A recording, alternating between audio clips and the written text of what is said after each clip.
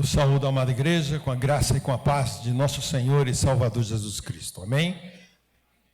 Hoje é um dia muito especial, é o dia de ressurreição. Estamos celebrando a ressurreição de Jesus, talvez o evento mais importante da vida cristã, porque Jesus venceu a morte. Essa vitória não foi só a dele, mas ele reparte essa vitória comigo e com você. Porque a palavra do Senhor diz que todos pecaram e destituídos estão da glória de Deus. Então todos deveriam morrer, ninguém poderia, nem pensar em ressurreição, em ter vida eterna em Cristo Jesus, mas Jesus proporcionou isso para nós. E essa história linda e maravilhosa está, eu diria, praticamente em toda a Bíblia, mas de maneira muito especial hoje, eu queria meditar lá em Mateus capítulo 28. Abra a palavra do Senhor em Mateus 28. Nós vamos encontrar o texto básico da nossa mensagem. E nós vamos tirar, então, algumas lições preciosas desse texto, de Mateus 28. Quero parabenizar a igreja pelo trabalho com as crianças. Que coisa linda, né? Tudo decorado, lembrando, né? E a criançada toda servindo ao Senhor. Vamos... mesmo assentados, irmãos, fazermos essa leitura, a gente poderia tentar fazer uma leitura alternada. Eu vou ler um versículo e os irmãos outros até terminar o capítulo. Vamos ler o capítulo todo. Mateus capítulo 28. Ara, minha versão é Ara. Almeida, revista e atualizada. A palavra diz lá em Mateus 28, verso 1. No findar do sábado, ao entrar o primeiro dia da semana, Maria Madalena e a outra Maria foram ver o sepulcro.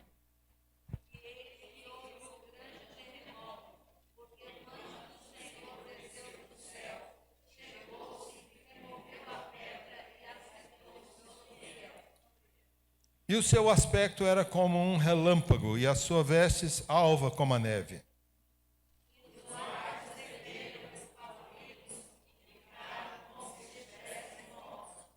Mas o anjo, dirigindo-se às mulheres, disse: não temais, porque sei que buscais Jesus que foi crucificado.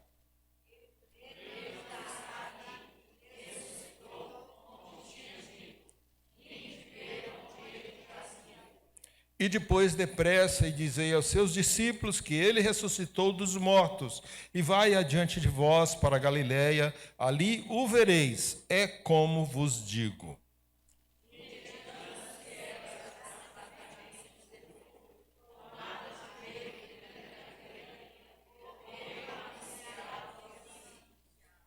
E eis que Jesus veio ao encontro delas e disse-lhes: salve!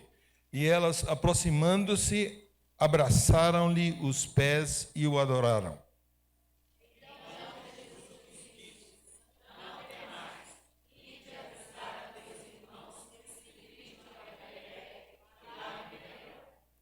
Indo elas, eis que alguns da guarda foram à cidade e contaram aos principais sacerdotes tudo o que sucedera.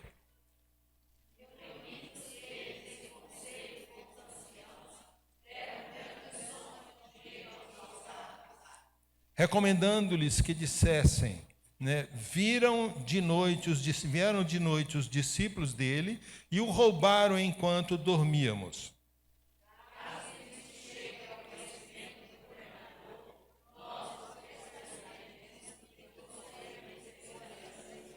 Eles receberam o dinheiro e fizeram como estavam instruídos. Esta versão divulgou-se entre os judeus até ao dia de hoje.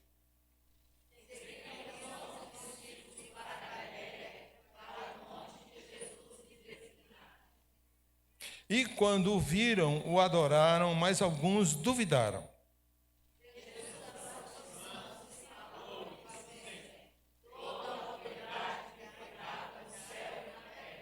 E de, portanto, fazer discípulos de todas as nações, batizando-os em nome do Pai, do Filho e do Espírito Santo, todos, ensinando-os a guardar todas as coisas que vos tenho ordenado.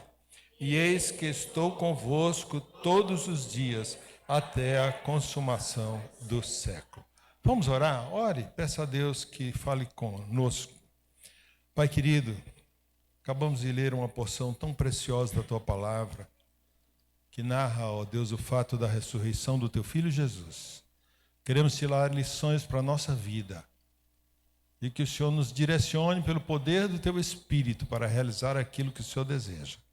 Fica conosco e nos abençoa. Usa-me como instrumento em Tuas mãos e traz glória, conhecimento e revelação para o Teu povo. Tudo eu te peço, Pai, e te agradeço. Em nome de Jesus. Amém. Amém? Eu tirei desse texto aqui pelo menos 3 lições importantes. São muitas, né, as lições que a gente pode tirar do texto bíblico. O texto bíblico é muito rico, a história é riquíssima, é preciosa. Mas eu gostaria de tirar algumas lições preciosas. Aqui o fato está falando sobre domingo, dia da ressurreição. O túmulo estava vazio. Mas o fato da ressurreição, não aconteceu a ressurreição só no domingo. Na sexta-feira, na hora que Jesus morre também, acontece a ressurreição. Jesus está lá na cruz, ele entrega a alma dele ao Pai. Pai, em tuas mãos eu entrego o meu espírito. E na hora que ele se rende, diz que o chão treme. Veja no capítulo anterior, no capítulo 27, a partir do verso 51.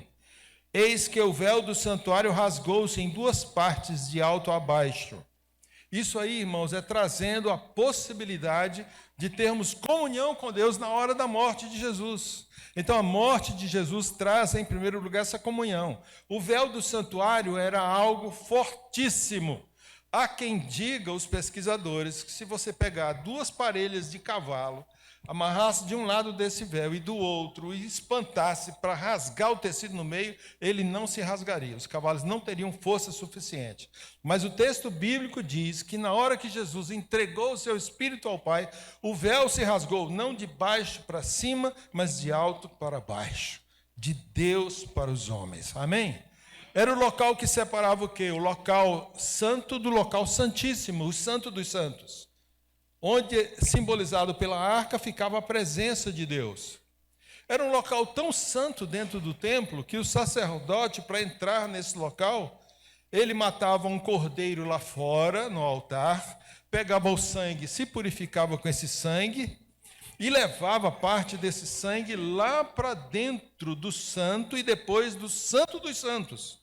Mas ao entrar no Santo dos Santos, esse sacerdote, uma vez por ano, tinha que providenciar uma corda para amarrar na perna, porque ele poderia morrer naquele lugar santíssimo. E se ele morresse lá dentro, não tinha ninguém que pudesse entrar ali para tirá-lo, porque senão morreria também.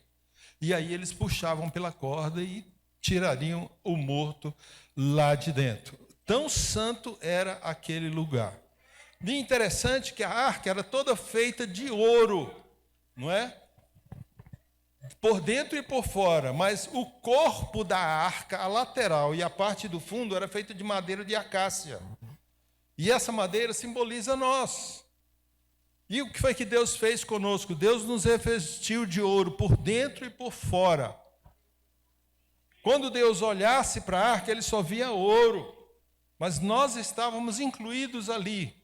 Agora, a tampa da arca era a única peça da arca que era feita de ouro maciço. Só tinha ouro na tampa.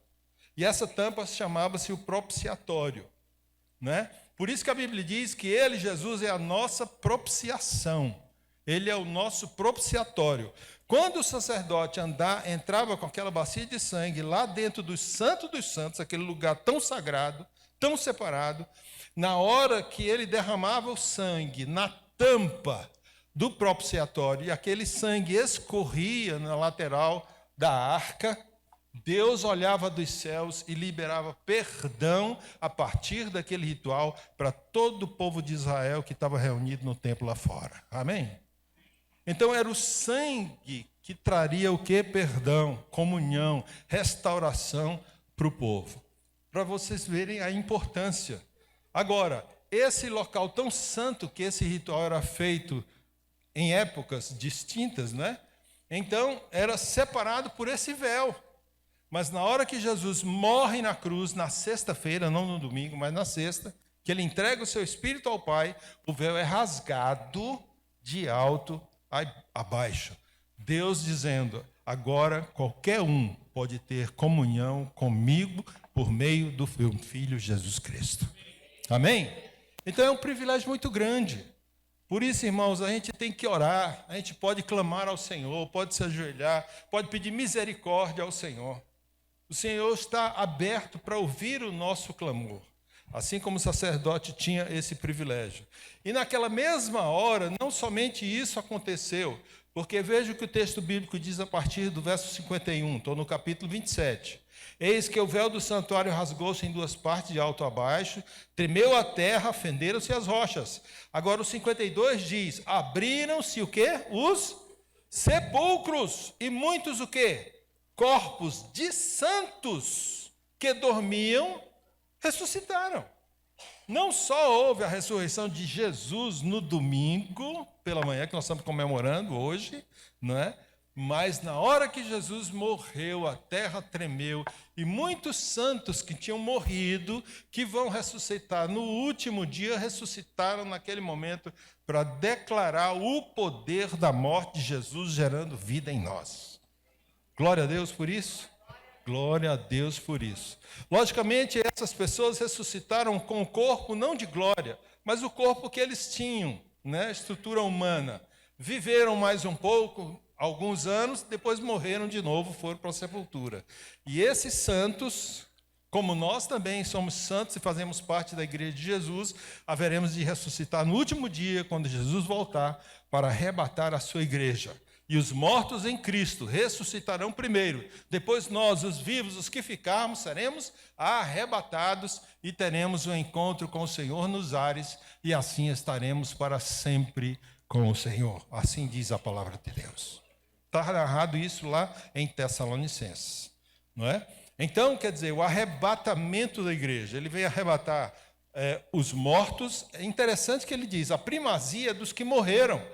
Os que morreram vão ressuscitar primeiro, depois nós, os vivos, que tivermos. Vamos supor que Jesus voltasse agora. Quem ia ressuscitar primeiro? Os que morreram.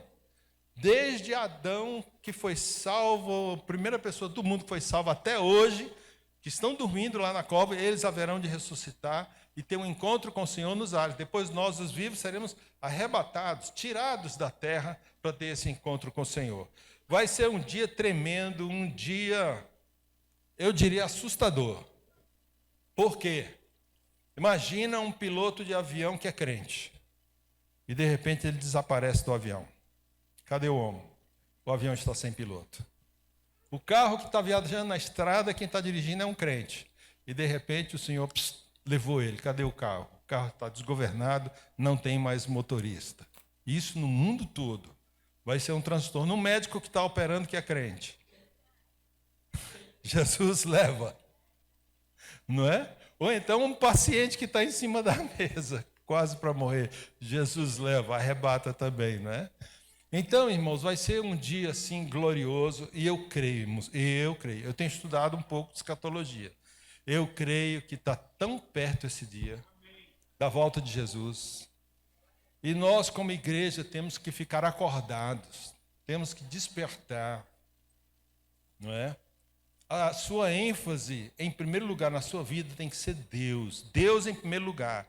E todas as outras coisas vos serão o quê? Acrescentadas. Então busque a Deus, pergunte a Deus, Senhor, o que é que o Senhor quer da minha vida? Na cultura judaica, vou tirar a primeira lição da mensagem de hoje. Na cultura judaica, era uma cultura meio machista, né? Os homens liderando na frente. Mas o fato é que na narrativa bíblica do capítulo 28, a partir do verso 1, vamos de novo lá para o texto bíblico. Eu quero tirar uma lição para todos nós hoje. Primeira lição.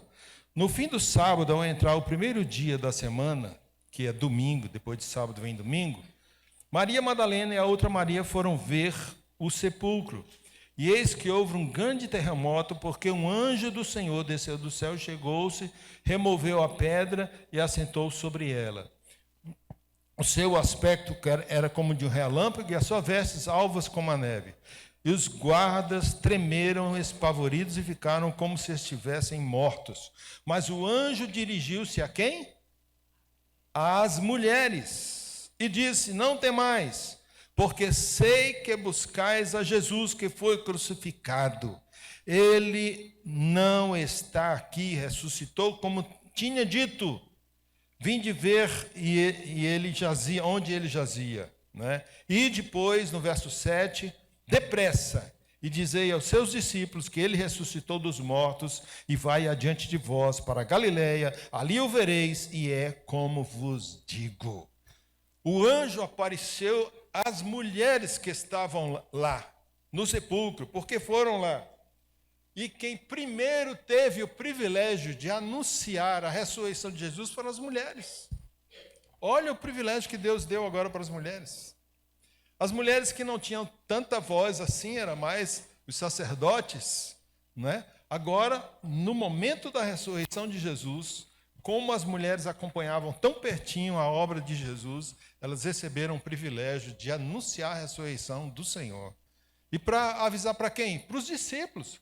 Os próprios discípulos que deveriam estar lá e eles seriam os primeiros a ouvirem a mensagem, não foram. Mas as mulheres, por causa do interesse e do compromisso delas, Deus chamou naquela hora para elas serem anunciadoras do Evangelho.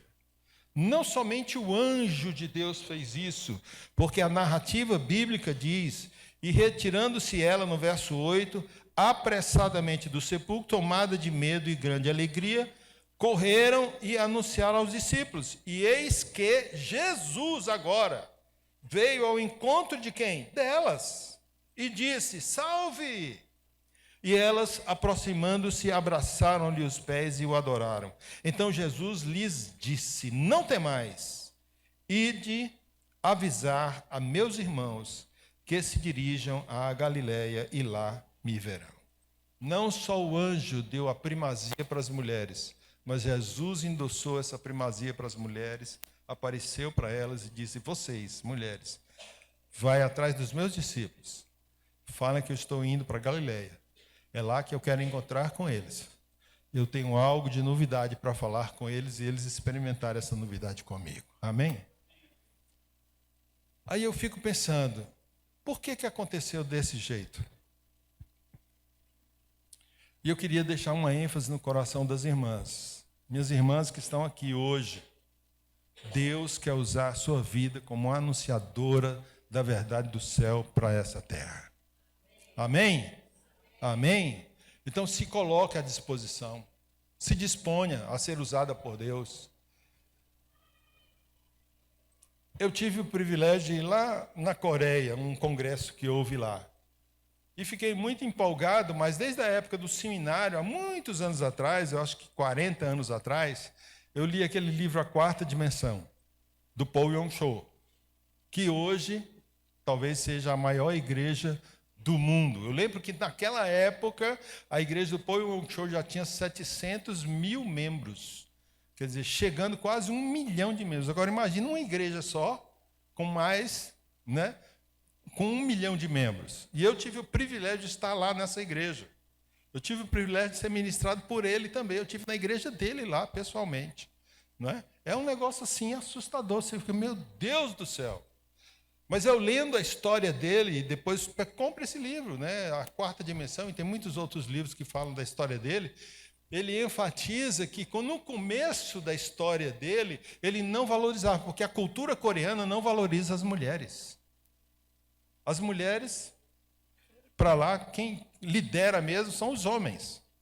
E ele ficou encucado porque ele queria que a igreja dele crescesse muito.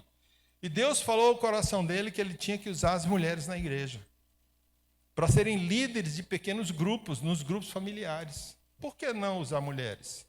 Por que desprezar? Se elas são tão capazes, tão inteligentes, né, e tão preciosas aos olhos de Deus como os homens também. Né? A imagem e semelhança de Deus elas têm também. Então ele ficou encucado e Deus foi argumentando com ele biblicamente, mostrando que ele tinha que valorizar as mulheres. E usou inclusive esse texto aqui que eu acabei de ler. Há várias argumentações, é interessante ver. O Espírito Santo falou com ele. Quem foi que foi lá no sepulcro pela primeira vez? As mulheres. Quem foram as primeiras que anunciaram a minha ressurreição? As mulheres. E aí, toda pergunta que o Espírito Santo fazia, a resposta era as mulheres, as mulheres, as mulheres, as mulheres, as mulheres, por causa da história bíblica. E ele disse, por que você está com o coração fechado para usar as mulheres? E a mulher que mais influenciou a vida dele foi a sogra dele. Não é? Foi uma bênção para a vida do povo, a sogra dele. Não é? O fato é que ele começou a usar as mulheres, a igreja dele cresceu, e foi uma bênção, e é uma bênção até os dias de hoje. Multiplicando, multiplicando, crescendo, crescendo, crescendo, crescendo. Então eu gostaria que as irmãs se alegrassem hoje, nesse dia de ressurreição, porque Jesus valoriza você também, minha irmã. Você tem valor diante de Deus. E Deus faz questão de usar o seu testemunho, a sua vida, para abençoar outras vidas também. Amém?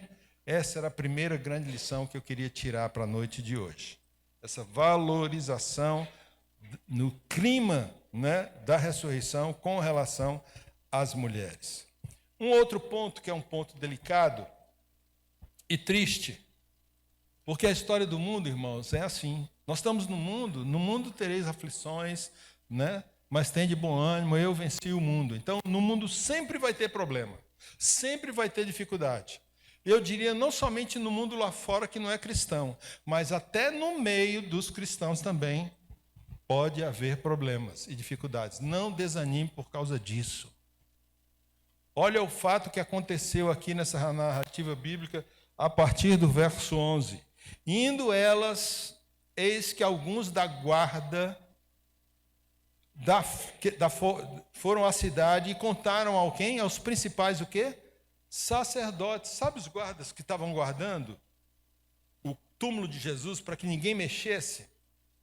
O fato é que a ressurreição foi um milagre de Deus. O anjo veio, Jesus ressuscitou, ficou só o pano lá, o corpo do Senhor saiu vivo. Os guardas ficaram espavoridos, não sabiam como explicar aquilo. Jesus saiu, porque os anjos estavam lá também, guardando a vida dele, foi embora. E agora, como é que eles iam dar conta do corpo que eles, como soldados, estavam guardando?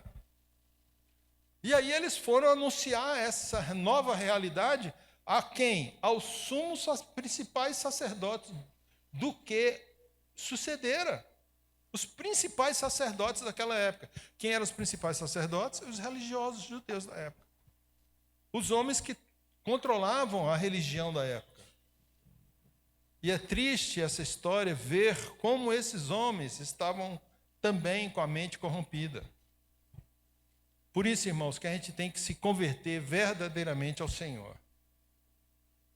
Mas esses homens estavam com a mente corrompida ao ponto de querer, de qualquer forma, em qualquer situação, acusar Jesus, rejeitar Jesus e provar por A mais B que Jesus era um impostor. Eles não encararam a realidade da ressurreição de Jesus. Ah, ele ressuscitou? Mas nós não vamos contar para o povo que ele ressuscitou, não. Vamos contar para o povo que o corpo dele foi roubado. Os sacerdotes falando isso para os soldados, propondo uma mentira. E o pior da mentira é que falaram assim, olha, vocês não se preocupem não, nós vamos dar dinheiro para vocês. Corromperam com dinheiro para vocês contarem essa história. Vocês querem quanto? Sacerdote fazendo isso?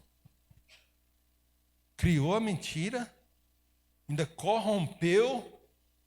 E além de corromper, diz assim, se der algum pepino, algum problema, preocupa não, a gente dá cobertura e a gente sabe te livrar dessa situação. Isso tudo aconteceu na ressurreição de Jesus. Meu Deus do céu. E a gente começa a olhar o nosso país hoje, né? Dá vontade até de rir, né? Meu Jesus querido. A situação é parecida. Corrupção existe aí para todo lado, irmãos. Mas a gente tem que se firmar na verdade, no Evangelho, fazer aquilo que Deus quer, Agora, se a gente for olhar para o mundo e para a situação do mundo e para a corrupção, inclusive de pessoas até que se dizem tementes a Deus, a gente vai entristecer, vai cruzar os braços, não vai fazer nada. A obra que Jesus fez, ela tem que ser multiplicada por nós. Amém? Que é o que eu quero fechar a mensagem hoje à noite. 3 informações importantíssimas para todos nós. Mas vamos ver então o restante dessa história triste aqui no verso 12. Reunindo-se eles com os conselhos, com os anciões, quer dizer, reuniu mais irmãos ainda, que temiam a Deus, que diziam temer a Deus, deram grande soma de dinheiro aos soldados. Não foi pouquinho não, grande soma. Corrupção mesmo, corrompendo. Recomendando-lhes que dissessem: vieram de noite os discípulos dele, de Jesus, e o roubaram enquanto dormíamos. Eles estavam se condenando. Eles, como soldados que eram, uma falha dessa, na hora de vigilância, eles estarem dormindo, eles poderiam até ser mortos. Eles estavam propondo algo perigosíssimo para os próprios soldados, por isso que eles estavam corrompendo financeiramente, para os soldados ficarem aliviados e poderem acatar aquela ideia mentirosa. Verso 14: caso isso chegue ao conhecimento do governador, nós o persuadiremos e vos poremos em segurança. Preocupa não. Mintam, guardem esse dinheiro, use do jeito que vocês quiserem, mas nós não vamos endossar essa questão da ressurreição, vamos dizer que foi uma fraude, que o corpo dele foi roubado e que Jesus não ressuscitou, nada disso aconteceu. Verso 15: eles receberam o dinheiro, fizeram como estavam o quê? Instruídos. Esta versão divulgou-se entre quem? Os judeus, até o dia de hoje. Olha o que Mateus deixou narrado para nós. Que tristeza. Então, irmãos, situações difíceis, confusão, notícia ruim, sempre vai acompanhar a igreja em qualquer época, em qualquer geração. Amém? Agora, nós temos que guardar o nosso coração e fazermos aquilo que Deus deseja. E a ênfase final aqui é que eu creio que é o mais importante para nós hoje. Eu quero fechar exatamente com isso. Veja a partir do verso 16. Seguiram os 11 discípulos para a Galiléia, para um monte que Jesus lhe designara. E quando viram, o adoraram, mas alguns duvidaram. Agora Jesus já se encontrou, está lá na Galiléia com seus discípulos, e Jesus dá 3 recomendações para os seus discípulos. E eu queria enfatizar no coração de vocês essas 3 recomendações de Jesus. Veja qual foi a primeira. Jesus, aproximando-se, falou-lhes dizendo: toda a autoridade me foi dada nos céus e na terra. Que coisa linda. E aí quando ele diz, logo em seguida, ide portanto, se toda a autoridade me foi dada, e eu estou falando para vocês, ide, é porque essa mesma autoridade que foi dada para mim, é dada para vocês também, eu estou delegando para vocês também. Amém? Então nós temos autoridade espiritual. Use essa autoridade espiritual. Aí eu diria, não somente os homens, mas as mulheres também. Amém? A mulherada tem que dizer amém. Amém? Glória a Deus. As mulheres também, toda a autoridade. Agora, ide portanto, qual foi o primeiro pedido do Senhor? Fazei o quê? O que está escrito aí no texto bíblico? Ide portanto e fazei discípulos. Essa palavra é chave importantíssima para essa noite. E para todo o contexto bíblico. Ele não disse assim, ide fazer culto. Ide montar uma equipe bacana de louvor para me adorar. A coisa mais importante para o coração de Jesus, se você é um crente comprometido, o que Deus espera de você é você fazer discípulos. Cutuca o irmão aí do lado, discípulos. Diz assim, discípulos. Discípulos. Há quem diga, irmãos, que hoje 20% da população brasileira já é evangélica. Eu estou diminuindo um pouquinho, talvez seja mais. Chega perto de uns 30%. Mas vamos botar 20% evangélico no Brasil. Já pensou se todo o povo que é evangélico, homens e mulheres, crentes, tementes ao Senhor, tivesse essa prioridade no coração e pedisse a Deus em oração, porque todo o poder foi dado. Senhor, eu quero fazer um discípulo esse ano, 2026, até o final do ano. Até dezembro eu quero um discípulo. Me dá, Senhor, eu quero evangelizar alguém, eu quero tirar essa pessoa do caminho das trevas, eu quero discipular essa pessoa, eu quero investir nessa vida. Jesus chegava perto dos seus discípulos e dizia para ele: vem e segue-me. Convidava. E a pessoa vinha, e Jesus foi ministrando a vida dessas pessoas, ensinando. Eu creio que se todo o povo de Deus, que já é crente em Cristo Jesus, que conhece a verdade, se entendesse que a prioridade seria fazer discípulos, e todos discipulassem, e ganhassem pelo menos um por ano, no final do ano, não seríamos mais 20%, seríamos quanto? 40% da população brasileira já no caminho do Senhor. E se no próximo ano, 2027, todos esses 40%, fizessem também mais um discípulo, de 40% dobrando, iria para quanto? 80% da população brasileira conheceria o Evangelho e estaria comprometida com Jesus. Praticamente quase toda a população. Em 2 anos. Fazendo o quê? Discípulos. Porque discípulo é a prioridade número 1 no coração de Jesus. Ide por todo mundo e fazer discípulo de todas as nações. E levem essa pessoa a um compromisso. O ponto 2 seria, além de fazer discípulos, ele diz mais, de todas as nações. E ele diz mais, batizando-os em nome do Pai, do Filho e do Espírito Santo. Leva essas pessoas a ter um compromisso, inclusive que eles cheguem ao batismo.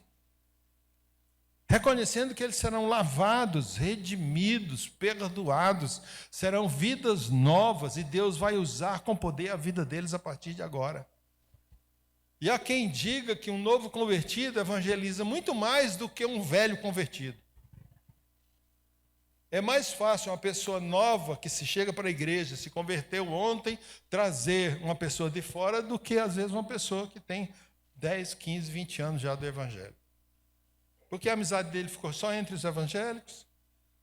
Ele vem aqui, gosta demais, e aí é reunião disso, reunião daquilo, assume muitos outros compromissos na igreja, mas essa questão do discipulado, às vezes, fica um pouco esquecida. E eu queria que essa chama do discipulado fosse acesa hoje, no nome de Jesus. No meu e no seu coração. É para isso que Jesus morreu. Para gerar discípulos. Cada discípulo é um filho a mais para Deus. O maior interesse de Deus, Deus morreu para gerar filhos. Para gerar filhos. Né?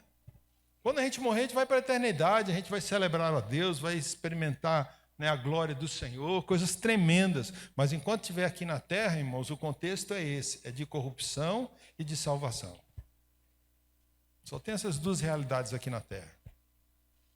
E se a gente ficar parado, a gente não vai engrossar as fileiras do reino de Deus aqui na terra. E Deus quer isso. Amém? E aí foi exatamente isso que tocou no coração do Paul Yong-cho também, com relação às mulheres. E aí ele começou a dar autoridade e orar pelas mulheres também. A sogra dele também abençoou muito a vida dele, ele foi muito abençoado. Ele viu quão importante é uma mulher temente ao Senhor, não é? E deu autoridade a essas mulheres, e as mulheres começaram a evangelizar, promover grupos familiares, não é? E você sabe que mulher tem facilidade de agregar outra mulher. Né? Faz um bolinho, faz uma festa, faz isso, faz aquilo, e vem, vai chegando, e ela pregando o evangelho também, e levando a verdade do evangelho, é algo tremendo e maravilhoso. Lá em Provérbios 31 diz que a mulher sábia edifica o quê? A sua casa. A mulher sábia, ela abençoa o marido, ela abençoa os filhos, ela abençoa mais pessoas também. Mulher sábia.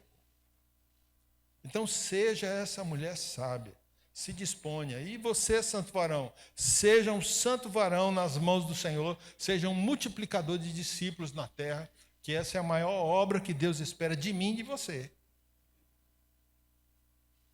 Eu acho que quando a gente chegar lá no céu, ele vai perguntar assim, quantos discípulos você fez? E aí, qual é o relatório que você vai dar para o Senhor? Senhor, eis aqui. Sabe qual é a maior alegria de Jesus? A maior alegria de Jesus vai ser no dia do arrebatamento. Porque Jesus vem, arrebata a sua igreja, Jesus vai apresentar ao Pai a sua igreja.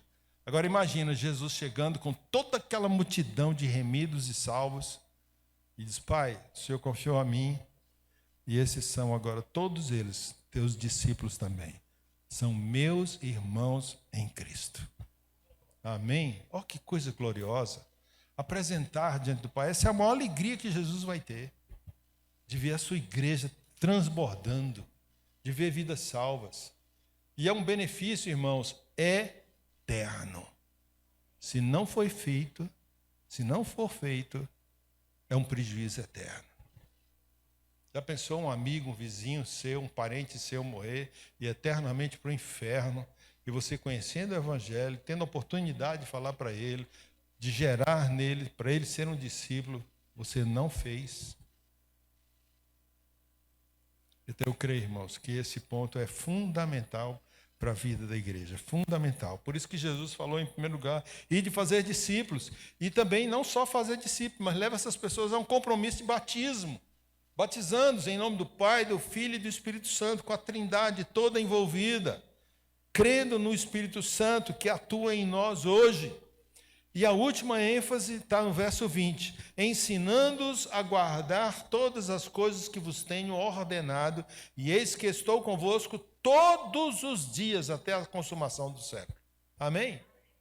Ensinando-os a guardar todas as coisas que vos tenho ordenado. O ensino, irmãos, todo ensino é gradual. Ele é acumulativo. Você ensina nesse nível uma pessoa e a partir daqui é como se colocasse um tijolo. Agora o próximo tijolo já vai ficar em cima desse. E o outro depois aqui. E o outro depois aqui. O ensino, ele é gradual, gradativo. E você vai construindo um prédio, um edifício na vida daquela pessoa. E aquela pessoa vai se fortalecendo cada dia mais. Tirando todas as suas dúvidas. E nós somos os professores e os mestres desse mundo, irmãos. Deus quer usar a minha vida e a sua vida para ajudar os outros também. Ensinando-os a guardar todas as coisas que vos tenham ordenados. Foi Jesus que disse. E eis que eu estou convosco. Quando você estiver ensinando, eu vou estar do seu lado te ajudando. O meu Espírito vai estar com você. Não é você que está ministrando sozinho, não. Abre a tua boca e eu a encherei. Você se dispõe, ora, pede a Deus: Senhor, eu não tenho sabedoria. Mas abre a tua boca, começa a falar, e Deus vai dar a palavra certa para você edificar a vida daquele seu companheiro que agora já é um crente novo em Cristo Jesus. Amém? Aprenda e cresça, meu irmão, e deixe Deus usar a sua vida. Não é? Aí eu fico pensando, meu Deus, que bênção seria. Já pensou, qual é a solução do Brasil? É o Evangelho de Jesus. A solução de uma nação, a Bíblia diz o quê? Feliz a nação cujo Deus é o Senhor. Se Deus é o Senhor da nação brasileira, essa nação vai ser feliz. Para ele ser Senhor dessa nação, ele precisa ser Senhor de cada membro dessa nação. Quanto mais crentes estiver aqui no Brasil, melhor. Mais abençoado vai ser a nossa nação. É mais gente para orar, é mais gente para clamar, é mais gente para abençoar. Por que Deus destruiu Sodoma e Gomorra? Porque não encontrou praticamente ninguém que era justo, nenhum crente convertido naquela cidade. A única solução que Deus tinha para aquela cidade pecaminosa era destruí-la. Lembra quando Abraão ficou argumentando com Deus? Senhor, se tiver 45 justos naquela cidade, se tiver 45, eu não destruirei a cidade por amor aos 45. E ele foi diminuindo. E se tiver só 30? E se tiver só 20? E se tiver só 10? Se tiver 10 justos, eu não destruirei a cidade por amor aos 10. Olha o que acontece com 10 pessoas justas numa cidade. Deus poupa a cidade. Agora imagine o Brasil com 40% da população amando ao Senhor, adorando ao Senhor, como o pastor aqui gosta de adorar e celebrar o Senhor, a vitória do Senhor. Que coisa linda! O Brasil seria outro, irmãos. A nossa história ia mudar. O Brasil já é bonito por natureza. Eu creio que nós moramos no melhor país do mundo. Eu creio. Agora, o que estraga esse país é algumas pessoas. Mas a maior riqueza do mundo está no Brasil. O Brasil não tem terremoto, não tem tufão, não tem furacão, não tem gelo. Canadá é lindo, belíssimo. A minha filha até mora lá. Eu já fui visitar, é uma coisa lindíssima o Canadá. Mas mais da metade do Canadá para cima é só gelo, você não consegue fazer mais nada. A União Soviética, a Rússia, é a mesma coisa. Né? Outros países do mundo não têm a riqueza que nós temos. Água potável, a maior riqueza de água potável do mundo está no Brasil. O solo brasileiro, a Europa todinha, se pegar a Europa todinha, cabe dentro do Brasil, ainda sobra terreno. A Europa toda. Então é um país riquíssimo. E Deus colocou a mim e a você nesse país. Com o propósito de fazermos o quê? Discípulos. Levá-los ao batismo. E depois ensiná-los. E o ensino é algo gradual, irmão. Deus vai te ensinando dia após dia coisas novas, para você viver, experimentar e abençoar outros. Amém? Pensando nessa questão de ser ensinado, até o último dia da vida, eu lembro de uma história para terminar. No Nordeste, eu sou nordestino, eu sou cearense. Né? Então, tem umas histórias interessantes que aparecem. Né? Então, diz que tinha uma pessoa muito idosa que estava morrendo, não é? Quase moribundo já, quase morrendo, velhinho lá, e a família, meu Deus, e o papai está morrendo e tal. E a cultura muito do povo lá é que tem que ter uma vela para botar na mão do moribundo que está morrendo, para ele partir com a luz, né? Para ele não partir em trevas. Olha a cultura, né? Então tem que ter uma luz, não é? Para ele poder partir não em trevas. E aí procuraram uma vela dentro da casa, não encontraram vela em lugar nenhum. E corre para lá e corre para cá. E o papai vai morrer agora e não tem a vela. Como é que a gente vai fazer? Botar na mão dele essa vela e tal, tal. Aí alguém teve uma ideia. Não, vou fazer o seguinte. Aí chegou para ele, que estava quase morrendo, disse assim, ô, papai, põe a mãozinha assim. Põe a mãozinha assim. Aí ele botou a mão assim aberta, né, deitado, quase morrendo, arquejando. Né? Aí alguém veio e trouxe um bocado de terra e botou dentro da mão dele, sabe? Terra. Areia, né? E alguém correu lá na cozinha, aí pegou um tição, né, de madeira em brasa e pegou a brasa e botou em cima da areia, para não queimar a mão dele, né? Para aquela brasa, aquela luz amarelada, ser a luz que ele ia partir para a eternidade, pelo menos com aquela luz ali, já que não tinha uma vela, né? E o moribundo que estava ali deitado, olhando aquela presepada toda, ele disse assim, é morrendo e aprendendo. Ele nunca tinha ouvido aquilo. É morrendo e aprendendo. Então, aprender, irmãos, faz parte da vida. É morrendo e aprendendo. A gente aprende até o último minuto da nossa vida. Amém?